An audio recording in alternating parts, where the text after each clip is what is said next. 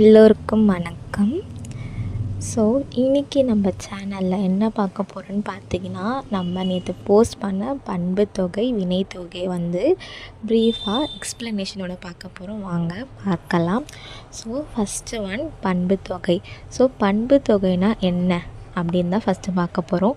So பண்பு தொகையை வந்து ரெண்டாக பிரிச்சுக்கலாம், பண்பு அண்ட் தொகை. ஸோ தொகைக்கு மீனிங் என்னன்னு பார்த்தீங்கன்னா, மறைந்து வருவது தான் வந்து தொகைன்ட்டு சொல்லுவாங்களாம். அண்ட் பண்பு முடியும் பொழுது மை என்னும் எழுத்தில் முடியும். ஸோ அதனால் அது பண்பு.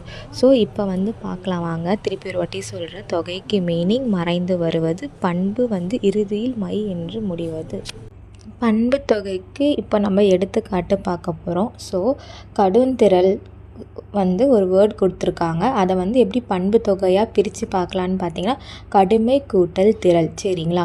ஸோ நான் ஆல்ரெடி சொன்ன மாதிரி இந்த மை என்ற எழுத்து வந்தாலே இந்த பண்பு தொகை தான். சரிங்களா? அதே மாதிரி மூதூர்.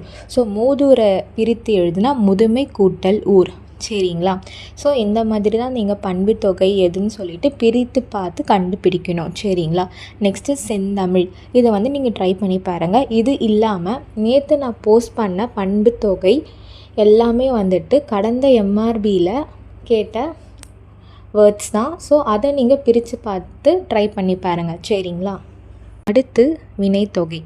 ஸோ வினைத்தொகை தொகைனா ஆல்ரெடி நான் சொன்ன மாதிரியே மறைந்து வருவது. வினைனா 3 காலத்திற்கும் பொருந்தும்படியாக விரிந்து பொருள் தருவது தான் வினை. சரிங்களா?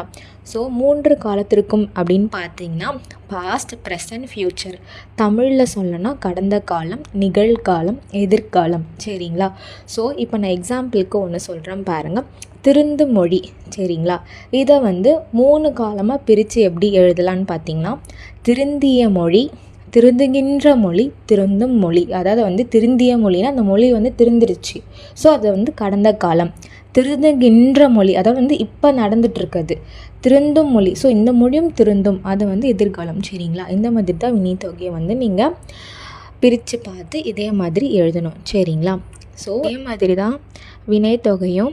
ஸோ நேற்று நான் போஸ்ட் பண்ணியிருக்கேன் நிறைய வேர்ட்ஸ், அதை வந்து பிரித்து பார்த்து இதே மாதிரி எழுதுங்க. சரிங்களா? அதே மாதிரி நாளைக்கு வேறு லெசனோட கொஷின் அண்ட் ஆன்சர்ஸோட பார்க்கலாம். நன்றி.